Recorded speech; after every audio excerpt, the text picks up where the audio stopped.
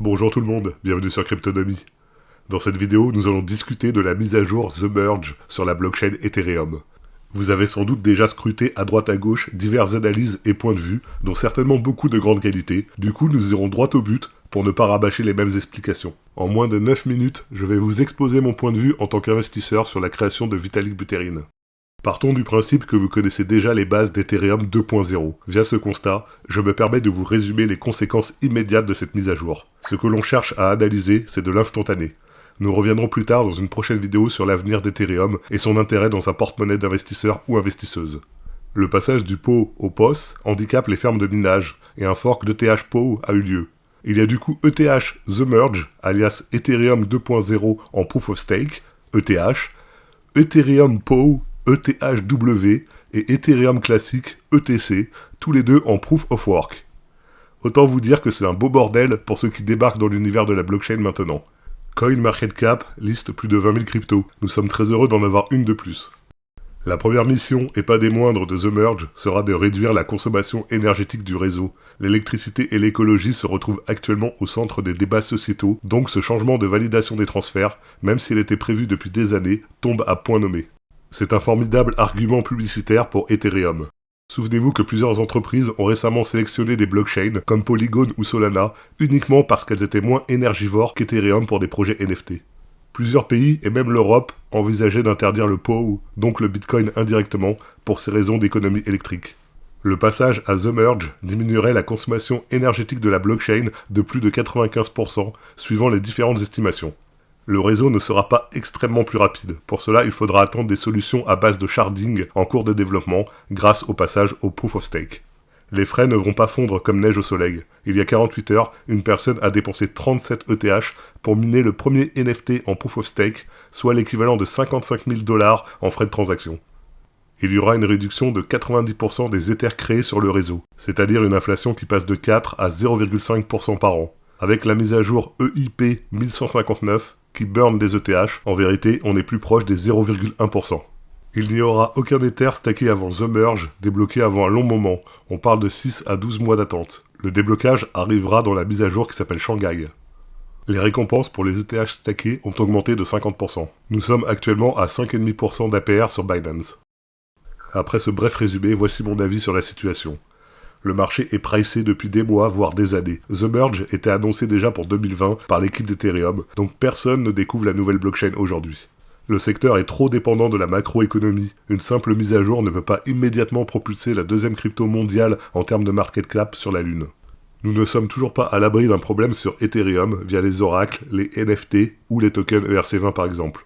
Cela peut venir d'un souci de smart contract qui ne fonctionnerait plus, ou alors d'une faille 0-day exploitée par des pirates pour prendre le contrôle d'un projet ou d'un wallet. Il y a eu trop de mises à jour sur Ethereum et d'autres arrivent dans les mois à venir. Cette remarque semble un poil ambiguë, car c'est plutôt positif un produit avec un suivi régulier, sauf que là nous parlons d'investissement. Comprenez par là que certains institutionnels se demandent peut-être si les règles du jeu ne vont pas totalement s'inverser du jour au lendemain sur une mise à jour. L'incertitude est l'ennemi de l'investissement. Ethereum devient très centralisé, et ça peut avoir de graves conséquences sur la blockchain. D'après les dernières statistiques, 7 entités contrôleraient les 2/3 des tokens mis en jeu sur Ethereum. Sur 1000 blocs analysés, 420 avaient été créés par Lido et Coinbase. Que ce soit pour des soucis d'attaque 51 ou de régulation abusive sans l'accord des utilisateurs, la centralisation d'un réseau aussi important qu'Ethereum pose question si on souhaite parier sur le long terme. Vitalik Buterin propose de limiter à 15% le nombre d'Ethereum total que peut posséder un même validateur. Mais j'ai du mal à voir comment seraient faits les contrôles et comment faire respecter cette règle si elle n'est pas suivie. En fait, tout cela ressemble à un gros nuage gris d'incertitude et nous devenons spectateurs de la situation. C'est la période idéale pour se poser les bonnes questions et ne surtout pas se faire envahir par les émotions ou le brouhaha ambiant. Dans ces moments-là, j'aime à me rappeler les fondamentaux du projet que je scrute, puis je prends de la hauteur sur l'analyse chartiste. Sur les fondamentaux d'Ethereum, 180 milliards de dollars de market cap, deuxième plus gros projet crypto du monde derrière Bitcoin. Une mise à jour qui dans le futur permettra des échanges ultra rapides, 100 000 transactions secondes d'après Vitalik Buterin. Pour Visa, c'est 24 000 en théorie, mais en pratique c'est plutôt 1700. C'est la blockchain avec le plus de développeurs actifs et d'entreprises dépendantes de cette technologie. La présence des smart contracts, des oracles, de la DeFi, des ENS et des NFT, 205 millions d'adresses existantes, une technologie très peu énergivore, un jeton déflationniste au fil des mois, et un système de stacking qui bloque une grosse partie de la supply et donc moins d'offres sur le marché. Sur le chartisme, nous sommes sur une échelle de temps mensuelle en logarithme pour les raisons évoquées précédemment. Regardons dans un premier temps les lignes de tendance. Une première zone s'est activée pour les acheteurs entre 885 et 1118 $. Elle peut faire office de double bottom en cas de nouvelle prise de position forte des bulls.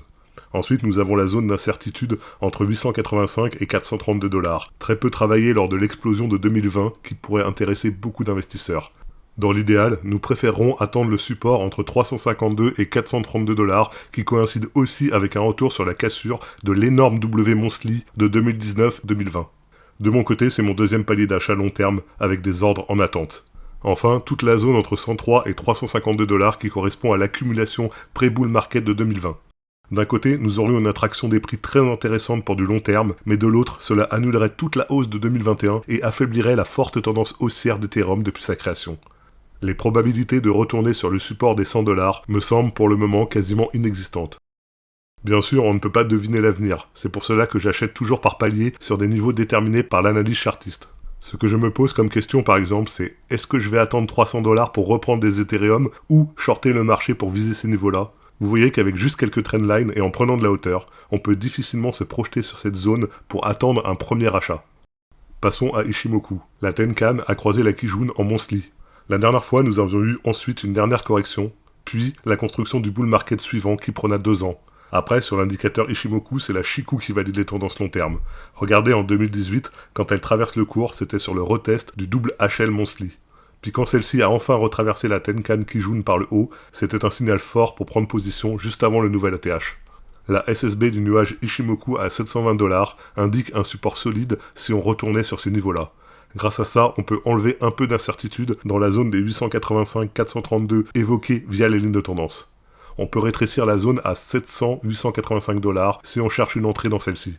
Enfin, Ishimoku nous indique qu'il peut y avoir du mouvement dans 4-5 mois car la Chikou entrera en contact avec le cours. Si elle décide de passer par-dessus, nous déclencherons un bull market sur Ethereum car ça sous-entendrait un retour vers l'ATH. Dans le cas contraire, nous formerions sans doute un range et il faudra attendre d'autres signaux. Conclusion, nous avons vu ensemble que The Merge ne pouvait pas provoquer d'éruption volcanique immédiatement sur le marché crypto. Par contre, celle-ci consolide des bases fondamentales déjà extrêmement intéressantes sur Ethereum. On n'est jamais sûr de rien, mais le ciel me semble complètement dégagé pour qu'Ethereum ensoleille nos porte-monnaies dans les prochaines années.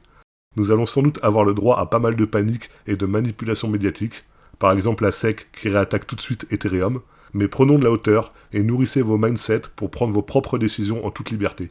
Que ce soit sur l'analyse fondamentale ou technique, c'est un actif solide comparé aux autres acteurs du secteur blockchain. Dans ma diversification de placements, Ethereum domine mon wallet, et il représente 30% du total de mes investissements crypto.